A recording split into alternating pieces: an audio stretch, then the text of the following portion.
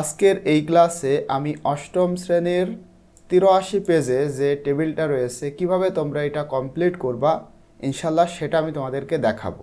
এবং এইটা কমপ্লিট করার জন্য অবশ্যই তোমাদের এখানে যে টেক্সটটা রয়েছে সেইটা পড়তে হবে, অর্থাৎ 6.3.2।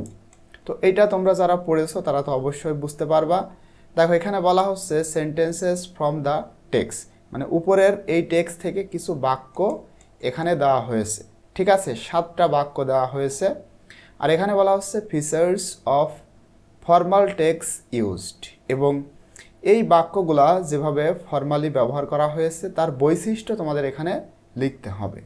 একটা করে দেওয়া রয়েছে দেখো, এবং বাকিগুলো আমি অলরেডি তোমাদের জন্য এখানে করেছি।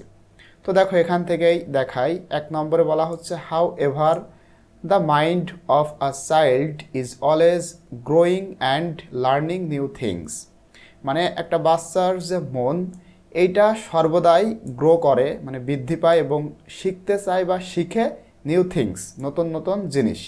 তো তোমরা যারা টেক্সটটা পড়েছো তারা কিন্তু এগুলা বুঝতে পারবা। ঠিক আছে, তো এখানে আমি জাস্ট তোমাদেরকে এই ফিচার্সগুলো একটু বলে দিই।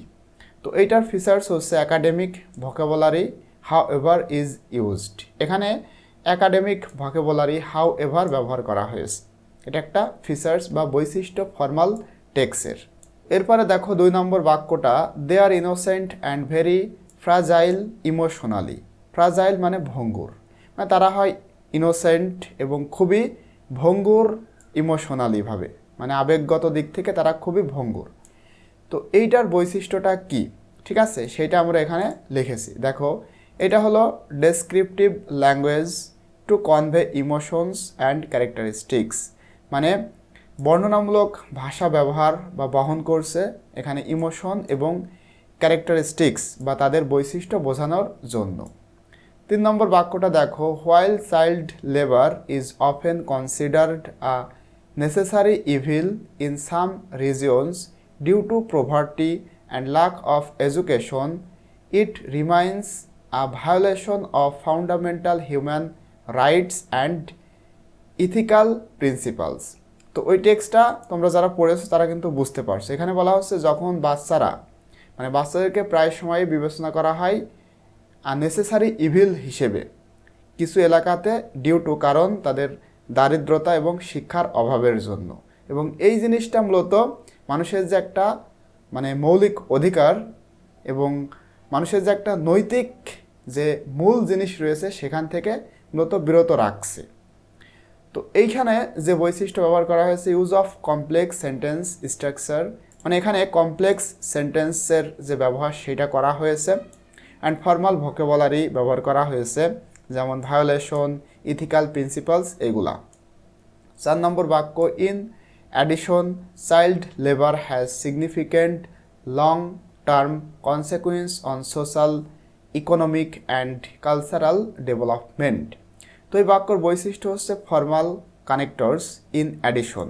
দেখো এখানে ব্যবহার করা হয়েছে ফর্মাল কানেক্টরস, যেটা হলো in addition, and academic vocabulary এখানে ব্যবহার করা হয়েছে। এরপরে 5 নম্বর বাক্যটা দেখো, prevention of child labour can be achieved through the provision of education, awareness building and social services to families. তো এখানে যে বৈশিষ্ট্য সেটা হলো use of formal language and passive voice can be achieved, মানে এখানে ফর্মাল ভাষা ব্যবহার করা হয়েছে এবং প্যাসিভ ভয়েসে এটা করা হয়েছে। যেমন এই যে দেখো ক্যান বি অ্যাচিভড, এটা হলো প্যাসিভ ভয়েসের একটা স্ট্রাকচার। এরপরে দেখো 6 নম্বর বাক্য, in addition businesses and consumers in developed countries must be made aware of the ethical implications of child labor and take steps to avoid products that are made with the child labor. তো এটার বৈশিষ্ট্য হলো use of formal connectors, সেটা হলো in addition ব্যবহার করা হয়েছে, এই যে এইটা প্যাসিভ ভয়েস এখানে রয়েছে, মাস্ট বি মেড অ্যাওয়ার এইটা, অ্যান্ড ফর্মাল ভোকাবুলারি যেমন ইথিক্যাল ইমপ্লিকেশনস। ঠিক আছে, 7 নম্বরটা দেখো, ইট can only B achieved through a collective effort by governments and non-government organizations businesses and consumers around the world. তো এই বাক্যের বৈশিষ্ট্য হচ্ছে প্যাসিভ ভয়েস এখানে ব্যবহার করা হয়েছে। It can only be achieved, ঠিক আছে, এটা হলো প্যাসিভ ফর্ম, অর্থাৎ এই যে can only be achieved passive ফর্মে রয়েছে। অ্যান্ড ফর্মাল ভোকাবুলারি ব্যবহার করা হয়েছে, যেমন collective, effort, non government organisations, এগুলা। তো আশা করি তোমরা এটা বুঝতে পেরেছো, খুবই সিম্পল একটা বিষয়। অবশ্যই টেক্সটটা তোমরা যদি ভালোভাবে বুঝতে পারো তাহলে এটা খুব সুন্দরভাবে বুঝতে পারবা।